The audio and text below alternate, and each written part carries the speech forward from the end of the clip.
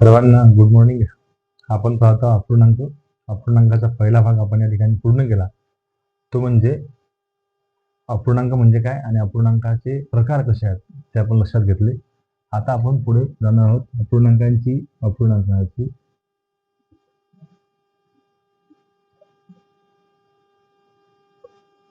बेरीज व वजाबाकी. अपूर्णांकाची बेरीज व वजाबाकी. आता अपूर्णांकाची बेरीज आणि वजाबाकी कशी करायची तो भाग आपण या ठिकाणी समजून घेणार आहोत. त्याच्यामध्ये पहिला भाग आपण लक्षात घेऊ.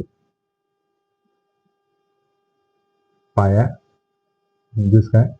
छेद. छेद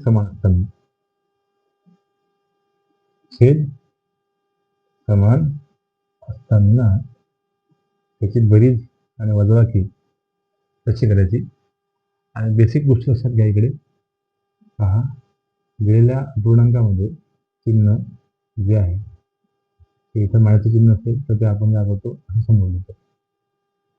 ठीक आहे. आता इथं प्लस चिन्ह आहे आणि कंसात इथं मायनस 304 दिलेला आहे. इथं पाहिलं मायनस चिन्ह किती वेळ झालं?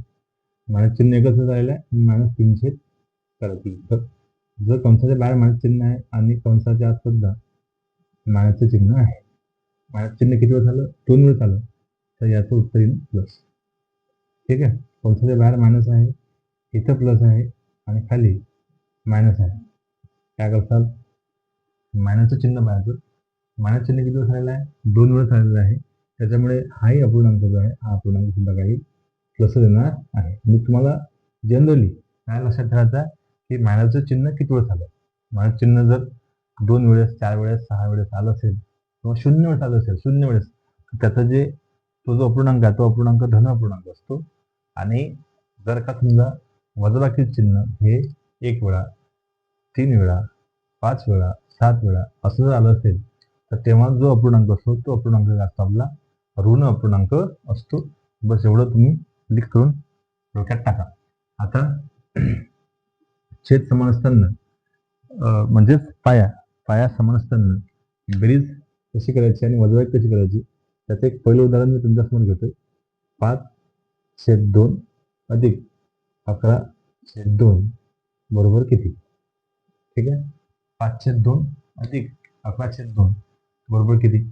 आता तुम्हाला पाहायला भेटते की तो जो पाया आहे म्हणजे छेद आहे, तो छेद आहे 2 सारखा आहे आणि छेद सारखा असेल तर आपण काय करतो, हा समछेद अपूर्णांक आहे आणि समछेद अपूर्णांकामध्ये छेद समान असताना छेद आपण जसाच्या तसा ठेवतो. अंशाची काय करतो? बेरीज असेल तर बेरीज करतो, वजाबाकी असेल तर वजाबाकी करतो. 5 अधिक 11 झाले 16. 16/2 तुम्ही 2 भागू शकता. भागात असेल तर ते 8 16. ठीक आहे. पुढचं दुसरं उदाहरण घ्या. 13/3 मायनस 39/3. ठीक आहे. आता तुम्हाला इथं पाहायला भेटू राहिलं की आपला जो पाया आहे, पाया म्हणजेच छेद आहे, तो छेद आपला 3 आहे म्हणजे छेद काय आहे? समान आहे. आणि समान असताना बेरीज कशी करायची तर उदाहरण घेतलं. वजाबाकी कशी करायची तर परत छेद जसाच्या तसा बोला. अंशाची काय होईल? वजाबाकी. अंशाची काय होणार आहे? इथं वजाबाकी आहे, वजाबाकी 17 - 39. आता या 17 समोर चिन्ह कोणतं आहे? प्लसचं आहे. याच्यासमोर कोणतं आहे? मायनसचं आहे. म्हणजे साधा तुम्हाला कन्सेप्ट सांगितला होता की एक प्लस आहे, एक काय आहे? मायनस आहे. तर काय करतो अशा वेळेस? हा स्माइल आहे काय? नाही, सॅड मुवमेंट मध्ये येतो, दुःखी आहे आणि समजून जातं. अशा वेळेस होणार आहे वजाबाकी होणार आहे आणि वजाबाकी झाल्यानंतर चिन्ह मात्र आपल्याला मोठ्या संख्येचं द्यावं लागणार आहे. इथं आपण 39 मधून 17 काय करू? मायनस करू. तर आपल्याला पाहायला भेटते की आपलं उत्तर येईल 22 आणि चिन्ह जे आहे मोठ्या संख्येचं घ्यायचं आहे. मोठी संख्या 39 तर चिन्ह येते मायनस. -22/3 तर -22/3 याला आपण हा 22 जो आहे मायनसच्या समोरचा तो आपण अगदी मदत घेऊन असं लिहू शकतो. ठीक आहे. अपूर्णांकाले कारण की हे चिन्ह आहे मायनसचं ते कुठल्या अंशाच्या समोर न देता किंवा छेदाच्या समोर देता त्या अपूर्णांकाच्या समोर लिहायचं, ही एक पद्धत आहे. ठीक आहे. तर इथं त्याची काय वजाबाकी करत असताना इथं बेरीज वजाबाकीचे जे नियम आहेत ते नियम तुम्हाला उपयोगी पडणार आहेत, लक्षात ठेवा. ठीक आहे. पुढे पहा, तिसरं उदाहरण आपण घेऊ.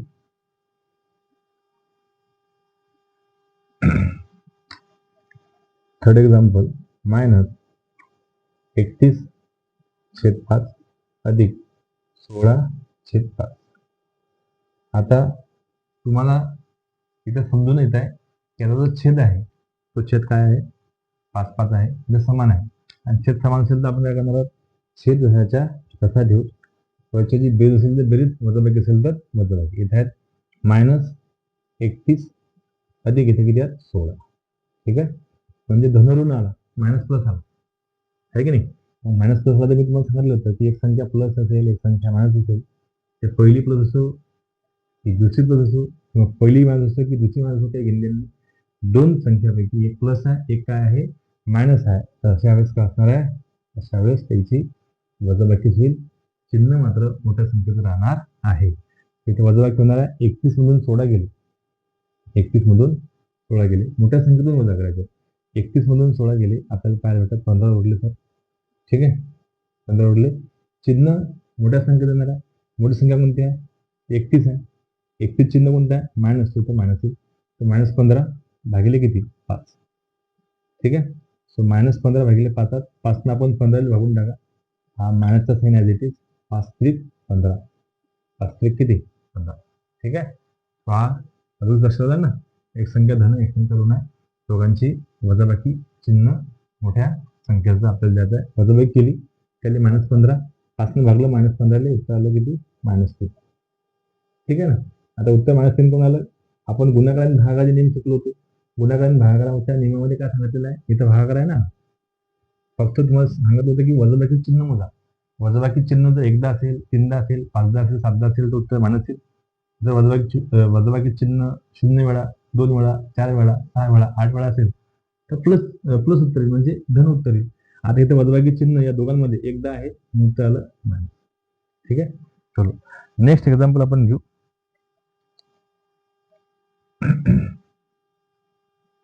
पुढचं उदाहरण घेऊ. -16/5 आणि -32/5. काय लक्षात आहे, पहिलाच भाग सोडवला आपण. पाया व छेद समान असताना तुम्हाला इथं पाया जो आहे म्हणजे जो छेद आहे आपला तो 5 पायाला भेटवायला, छेद समान आहे. आणि छेद समान असेल तर याला आपण समछेद अपूर्णांक म्हणतो. समछेद अपूर्णांकामध्ये आपण एक वैशिष्ट्य नोट डाऊन केलं होतं की जर छेद समान असेल तर छेद जशाच्या तसा लिहावा. लिहिला. वर अंशाची बेरीज असेल तर बेरीज, वजाबाकी असेल तर वजाबाकी. कोण आहे अंश, इथं आहे -16, इथं कोण आहे -32. ठीक आहे. ओके. सो आता हा छेद म्हणजे 5 ॲज इट इज, दोन्ही संख्या काय आल्या, मायनस आल्या, बरोबर आहे. दोन्ही संख्या काय आल्या, मायनस आलेल्या. पहिली संख्या मायनस आहे, दुसरी संख्या मायनस आहे, दोघांची काय होईल, बेरीज होईल. दोघांची करणार आहे, बेरीज होणार आहे. चिन्ह मोठ्या संख्येचं द्यायचं आहे. ठीक आहे. दोन्ही मायनस आहेत, दोघांची बेरीज करा. 16 आणि 32 झाले 48. चिन्ह मायनस, मोठ्या संख्येचं, मोठी संख्या 32 आहे, 32 चिन्ह मायनस. ठीक आहे. बेरीज करायचं पण ह्याच्यामुळे आणला आपण इथं. आणि एक गोष्ट अजून लक्षात ठेवा की दोन्ही संख्या जर असतील सारख्या असतील, पण की ह्याच्यावर एक सरनं फोन केला होता की सर तुम्ही सांगितलं की दोन्ही चिन्ह काय असतील, ऋण असतील, तर त्याची काय करायची आहे, बेरीज करायची आहे. चिन्ह मोठ्या संख्येत द्यायचं आहे. आता दोन्ही संख्या इथे मायनस आहेत, दोघांची तुम्ही बेरीज करसाल तर चिन्ह मला देसाल. मी सांगितलं होतं मोठ्या संख्येचं. आता इथे मोठी संख्या आहे काय, त्या दोन्ही संख्या काय इक्वल आहेत की नाही, 5 दोन्ही काय सारख्या संख्यात ना. तर अशा वेळेस तुम्ही याच्या समोर चिन्ह कोणतं आहे, मायनसचं आहे, समोर चिन्ह कोणतं आहे, मायनसचं आहे. मायनसचं चिन्ह तुम्ही देऊन द्या. ठीक आहे. मायनसचं चिन्ह देऊन द्या. एक इथं प्लस आहे 5, इथे आहे -5. तर अशा वेळेस काही प्रॉब्लेमच नाही. इथे थोडंसं करणार आहे, वजाबाकीचा रूल सांगणार आहे, इथे ॲडिशन होणारच नाही आहे, त्याच्यामुळे यांचं 0 येईल. ठीक आहे ना. हे लक्षात ठेवा. दोन्ही संख्या ऋण असतील तर दोघांची बेरीज होते. 7 आणि 7 14 करा. चिन्ह वजाबाकीचं द्या. वजाबाकीचं म्हणजे मोठ्या संख्येचं. आता दोन्ही मायनस असल्यामुळे चिन्ह वजाबाकी देणार आहे. ठीक आहे, दोन्ही संख्या काय आहेत, मायनस आहेत. त्याच्यामुळे मोठ्या संख्येच्या समोरचं चिन्ह सुद्धा मायनसच असणार आहे आणि लहान्या संख्येच्या समोरचं सुद्धा चिन्ह कोणतं असणार आहे, मायनसच असणार आहे. त्याच्यामुळे मोठ्या संख्येचं चिन्ह द्या असं म्हटलंय. तुम्ही चिन्ह कोणत्याही संख्येच्या समोर दिलं तरी चालते. ठीक आहे, जनरली शॉर्टकट लक्षात घेण्यासाठी आपण हा मुद्दा फॉर्म केला होता की दोन्ही संख्या काय असतील, मायनस मायनस असतील तर दोघांची बेरीज करा, चिन्ह मोठ्या संख्येचं द्या, डझंट मॅटर. ठीक आहे, तुम्ही इथं लहान संख्येला सुद्धा चिन्ह देऊ शकता, मोठ्या संख्येला सुद्धा देऊ शकता, कारण की दोन्ही संख्या काय मायनस मायनस आहेत. आणि जर त्या इक्वल संख्या असतील, सारख्या असतील, तर कोणत्याही संख्येच्या समोरचं चिन्ह तुम्ही देऊ शकता. ठीक आहे, सो फक्त काय होणार आहे, बेसिक कन्सेप्ट लक्षात ठेवायचा की दोन्ही मायनस असतील तर ब्रिज होते, चिन्ह मायनस येते. ठीक आहे, 5 झालं तसा दोघांची ब्रिज केली त्याला 48 आणि चिन्ह कोणतं आलं त्याला मायनस मायनस आलं, चिन्ह मायनस आलं.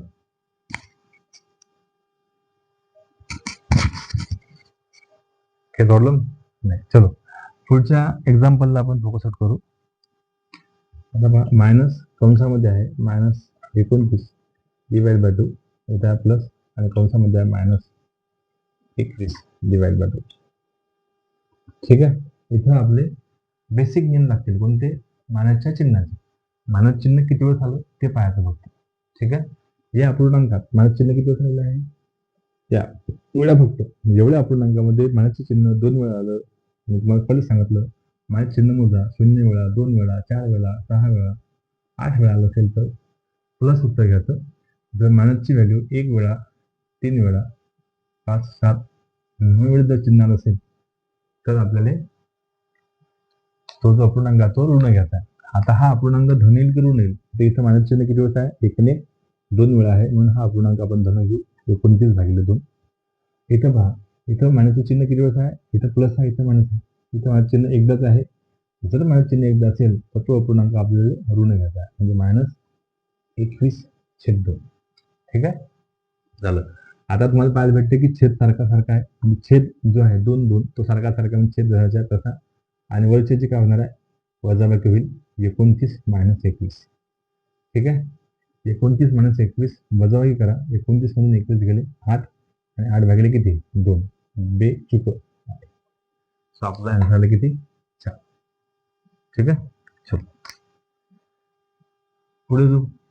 नेक्स्ट एक्झाम्पल येतात का लक्षात तुमच्या, उदाहरण राजा लक्षात आले पाहिजे. Minus plus in the bracket -17.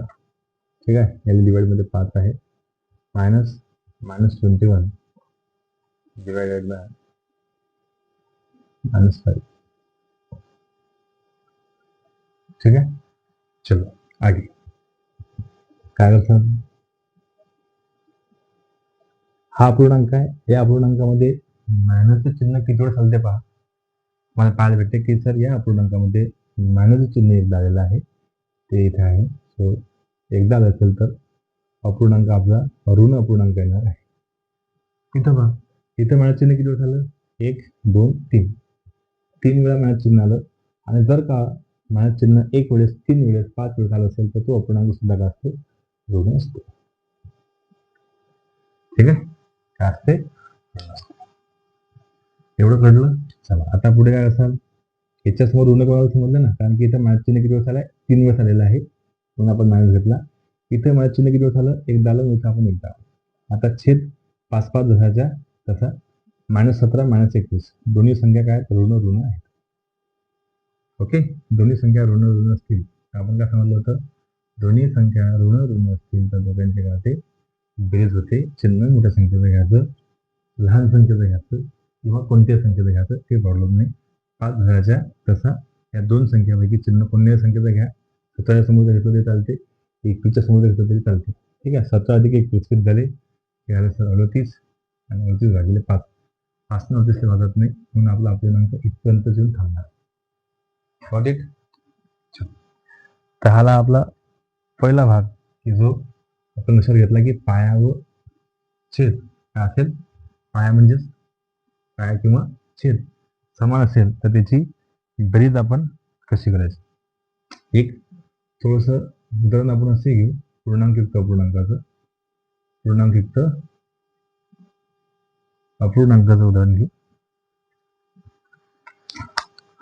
आणि याची याला कसं सॉल्व्ह करायचं ते सुद्धा आपण लक्षात घेणार आहोत. ठीक आहे. तर हा पूर्णांकयुक्त अपूर्णांक आहे. पहिले याचा अंशाधिक अपूर्णांकामध्ये रूपांतर करा आणि अंशाधिक अपूर्णांकामध्ये रूपांतर करणं एकदम सोपं आहे. मी तुम्हाला सांगितलं पहिल्याच भागामध्ये. याचा गुणाकार जी बेरीज गुणाकार नंतर दिली ना 5 आणि 3 15 15 अधिक 2 17 वास्तविक या दोघांचा गुणाकार अधिक अंश म्हणजे काय करायचं तुम्हाला इथं पूर्ण संख्या गुणिले छेद अधिक अंश भागिले छेद हा कन्सेप्ट आहे. पूर्ण संख्या कोणती आहे 3 3 गुणिले छेद छेद किती आहे 5 तर 3 गुणिले छेद किती आहे 5 अधिक अंश अंश किती आहे 2 भागिले किती छेद करा सॉल्व 3 5 15 15 अधिक 2 17 17 भागिले 5. ठीक आहे. एवढं द्यायचं नाही गुणिले करून टाकायचं 5 न 3 गुणून टाका 5 एक 15 15 अधिक 2 5 एक 15 15 अधिक 2 झाले 17 17 भागिले आपला जो भाजक होता म्हणजे जो छेद होता तो जसाच्या तसा ठेवायचा. इथं परत तेच करू आपण 4 ने या 5 गुणू 4 पंचे 20 त्याच्यामध्ये हा 4 ऍड करू इंचा मल्टिप्लिकेशन आणि मल्टिप्लिकेशन नंतर ॲडिंग येणार म्हणजेच न्यूमरेटर ऍड करायचा त्याच्यात. सो 5 चूक 20 20 प्लस 4 भागिले किती 5 म्हणजे हे किती होते 24 भागिले 5 डायरेक्ट करत चला 5 चूक 20 20 अधिक 4 24 24 भागिले 5. आता तुम्हाला पाहायला भेटते की छेद छेद काय समान आहे. छेद समान असेल तर काय बोललोय आपण छेद जसाच्या तसा अंशाची बेरीज असेल तर बेरीज वजाबाकी असेल तर वजाबाकी. सो छेद आला 5 तो 5 जसाच्या तसा 17 अधिक 24 दोन्ही संख्या धन धन आहे. दोन्ही संख्या धन असतील तर हो स्माइली काय येणार आहे. दोन्ही संख्या धन धन असतील तर दोघांची बेरीज होईल बाकी काहीच नाही. 17 अधिक 24 इज इक्वल टू 41 चिन्ह प्लस एकदा तरी चालते नाही तरी ठीक आहे. तुमच्यासाठी काही 1-2 एक्झाम्पल देतोय पहा सॉल्व्ह करून. मायनस मायनस 11/2 अधिक मायनस 19/2 इज इक्वल टू किती. चला सॉल्व्ह पहा सॉल्व्ह करून पहा.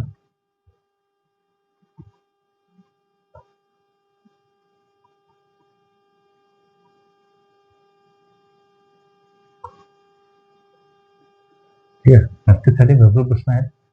आपल्याला जेमतेम फक्त कन्सेप्ट समजला तो महत्वाचा आहे. मग जेव्हा आपण याचे एक्झाम मध्ये आलेले क्वेश्चन्स आहेत या भागावरचे ते आपण पाहू किंवा सिम्प्लिफिकेशन हा भाग पाहू तर तेव्हा तुम्हाला आणखी याची खूप जास्त प्रॅक्टिस होईल.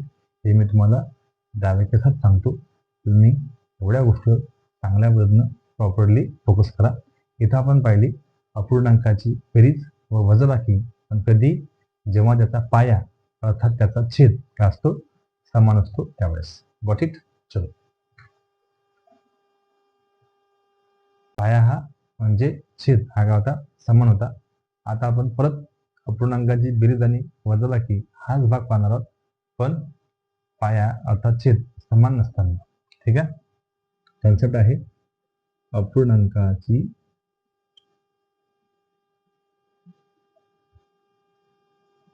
बेरीज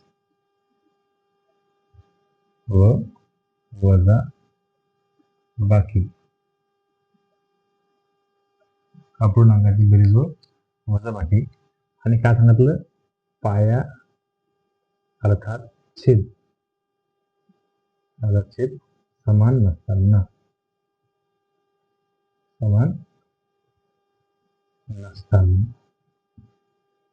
पाया और छेद समान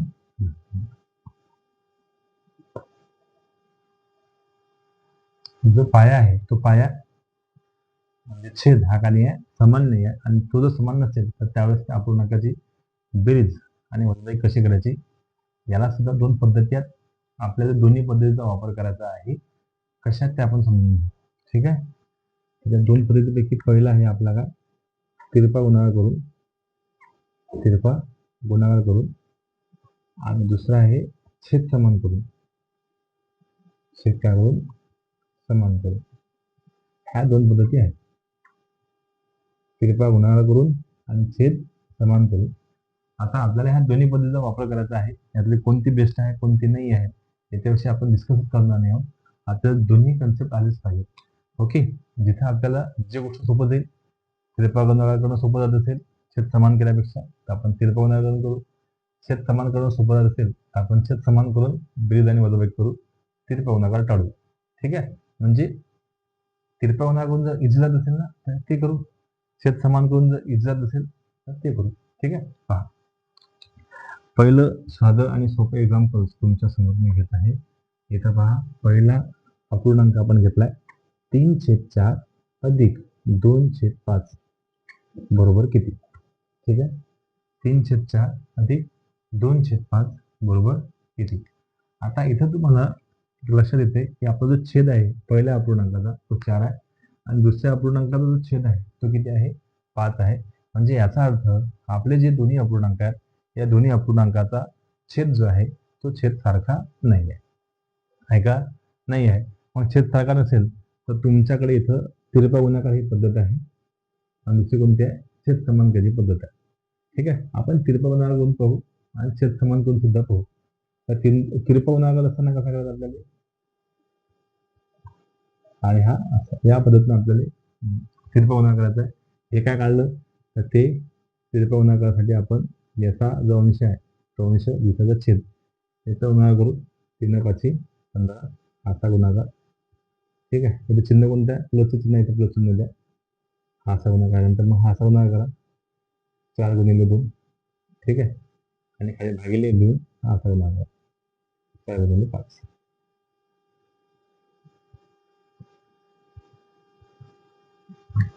ठीक आहे. संजू बाबा स्टाईल आठवा आहे की कोणती स्टाईल आहे, गर्व पिक्चरची स्टाईल असते त्यांची.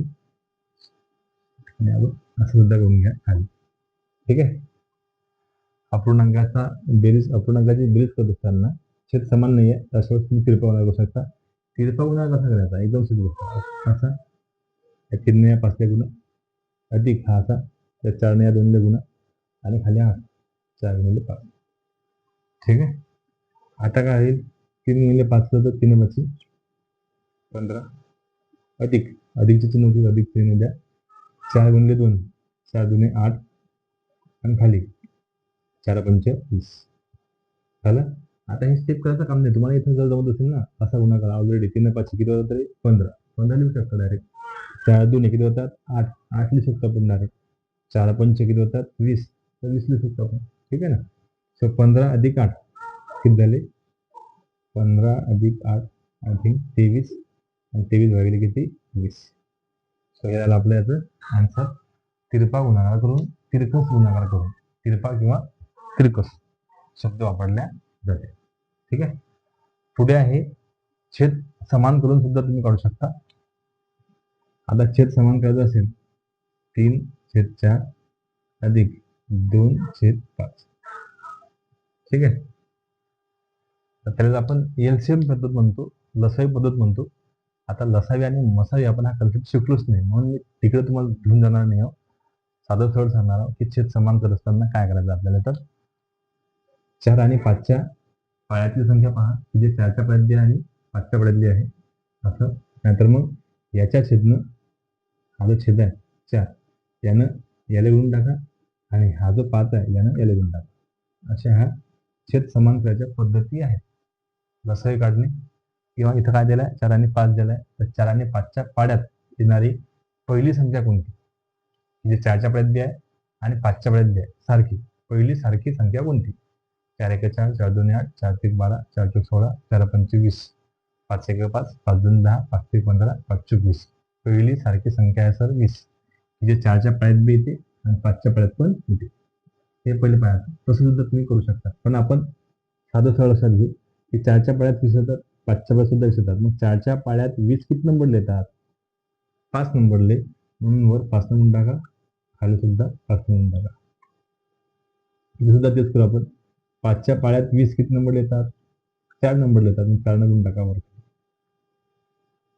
मग नेमकं केलंय काय, तेच तर केलं आपण. या 5नं या अपूर्णांकाला गुणलं आणि या अपूर्णांकाले या 4नं गुणलं, म्हणजे या अपूर्णांकाले दुसऱ्या अपूर्णांकाच्या छेदानं गुणायचं आणि दुसऱ्या अपूर्णांकाले पहिल्या अपूर्णांकाच्या छेदानं गुणायचं. तेच आहे की नाही, हा तेच आहे. पहिल्या अपूर्णांकाला दुसऱ्याच्या छेदाने गुणा आणि दुसऱ्या अपूर्णांकाला पहिल्याच्या छेदाने गुणा. 3/4 होता, 5 ने गुणलं, 3 5 15 झाले, 4 5 20 अधिक बेचूक 8, 4 5 20. छेद का झाला? यस झाला सर, 20 आलेत. ठीक आहे, छेद समान असेल तर छेदाच्या तसा अंशाची बेरीज करा. 15 अधिक 8 तुम्ही डायरेक्ट करू शकता, काही प्रॉब्लेम नाही. 15 अधिक 8 23 होतात, 23 लिहा आणि 20 लिहून टाका. ओके, याला म्हणतो आपण काय? छेद समान करून लिहिणे. तर तुम्हाला जे पद्धत, जे मेथड सोपी वाटते, इझी वाटते, त्या पद्धतीने तुम्ही याला सॉल्व्ह करू शकता. ठीक आहे, अनदर वन एक्झाम्पल आपण या ठिकाणी घेऊ. -5/3 अधिक 6/7 बरोबर किती? ठीक आहे, तिरपा गुणाकार करून सॉल्व्ह करा किंवा छेद समान करून सांगा. ठीक आहे, तिरपा गुणाकार असेल तर याचा आणि याचा गुणाकार लागेल तुम्हाला. -5 × 7, याचा आणि याचा गुणाकार करा 6 × 3 आणि खाली 3 × 7 झालं. गुणाकार करता हा गुणाकार करत असताना आणि भागाकार करत असताना तो गुणाकार प्लस येईल की मायनस येईल हे डिपेंड कशावर आहे? त्याच्यात असणाऱ्या मायनसच्या चिन्हावर. या दोघांच्या मध्ये मायनस चिन्ह एकदाच आहे, म्हणजे गुणाकार हा मायनस येईल. 5 7 35.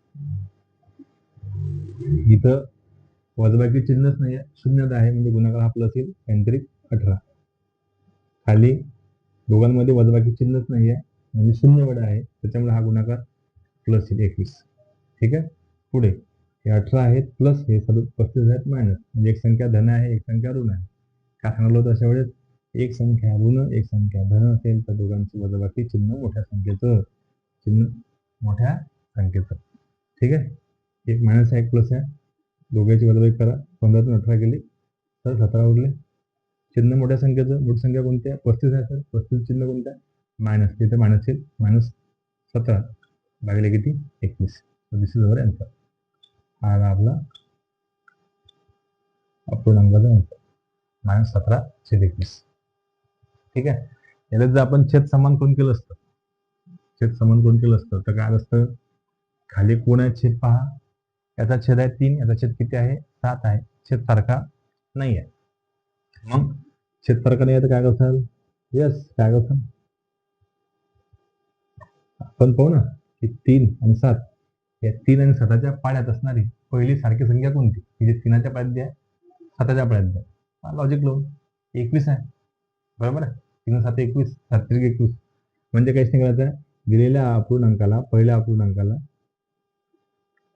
यानं गुणायचं आहे, दुसऱ्याच्या छेदानं, आणि दुसऱ्या अपूर्णांकाला पहिल्याच्या छेदानं गुणायचं. आपला छेद आपला 3, पहिल्या अपूर्णांकाचा जो छेद होता ना 3, त्यानं आपण दुसऱ्या अपूर्णांकाच्या अंशाला आणि छेदाला गुणलं, आणि हा जो पहिला अपूर्णांक होता -5/3, त्याला आपण दुसऱ्या अपूर्णांकाच्या छेदानं गुणलं. दुसरा अपूर्णांक हा आहे, त्याचा छेद हा आहे, त्यानं गुण लावून वर खाली. ठीक आहे, काय होईल? -35 खाली 7 21, 18 खाली 7 21. काय झालं? छेद सारखा आहे, छेद सारखा असेल तर छेद जसाच्या तसा लिहा रे. लिहिला, दोघांची -35 अधिक 18. बेरीज असेल तर बेरीज, वजाबाकी असेल तर वजाबाकी. एक संख्या धन आहे, एक संख्या ऋण आहे. बोललोय आपण, काय सांगितलं होतं? पहिली संख्या धन असो, दुसरी ऋण असो, किंवा पहिली ऋण असो, दुसरी धन असो, काही ऑलवेज वजाबाकी येणार आहे. वजाबाकी करा, 15 18 गेले 17 भागिले 21. चिन्ह कोणाचं येणार आहे? मोठ्या संख्येचं. मोठी संख्या कोणती आहे? 35. त्या चिन्ह आहे मायनस, -17/21. -17/21 हे त्याचा आन्सर आहे.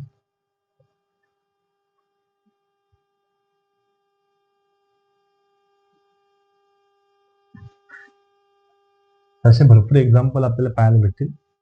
ठीक आहे, जेव्हा आपण सिम्प्लिफिकेशन समजून घेऊ त्यावेळेस तुम्हाला आणखी चांगल्या पद्धतीने ह्या गोष्टी समजून जातील. खूप तुम्हाला समजलं असेल की पाया किंवा छेद समान नसताना त्याची बेरीज आणि वजाबाकी कशी करायची. ठीक आहे, तिरपा गुणाकार करून, म्हणजे तिरकस गुणाकार करून तुम्ही करू शकता, किंवा पाया समान करून सुद्धा करू शकता. ठीक आहे, पाया समान करत असताना काय करावं तुमच्या लक्षात आलं असेलच. ठीक आहे, चलो आणखी त्याला पद्धत आहे दुसरी, आणखी सुद्धा आपण त्याला वेगळ्या पद्धतीने सॉल्व्ह करू शकतो. पण ठीक आहे, इथपर्यंत तुम्हाला समजलं तर खूप झालं. बाकीच्या काही आणखी काही वेगळ्या मेथड असतील तर त्या आपल्या प्रॉब्लेम्समध्ये, सिम्प्लिफिकेशनमध्ये, सरळरूपद्यामध्ये त्या गोष्टी येतातच. तेव्हा आपण आणखी चांगल्या पद्धतीनं विस्तृतरित्या समजून घेऊ. काही अडचण असली तर निश्चित शेअर करा. काही प्रॉब्लेम असतील तर ते सुद्धा सांगा. यूट्यूबच्या माध्यमातून तुम्ही कमेंट्स करून सुद्धा तुमच्या अडचणी सांगू शकता. मी तुमच्यापर्यंत हा व्हिडिओ शेअर करत असतो, तर तेव्हा सुद्धा तुम्हाला काही अडचणी असल्या, काही कळत नाही आहे, काही समजत नाही आहे, तर तेव्हा सुद्धा तुम्ही निश्चित सांगा. तुमच्या प्रतिक्रियेची मी आवर्जून वाट पाहत असतो. त्याच्यामुळे तुमच्या कमेंट्स निश्चित सांगा, निश्चित कमेंट्स करा. तोपर्यंत पाहत राहा, अभ्यासत राहा आपला टॉपिक. भेटू आपण पुढच्या सत्रामध्ये, पुढच्या टॉपिकमध्ये. तोपर्यंत गुड बाय.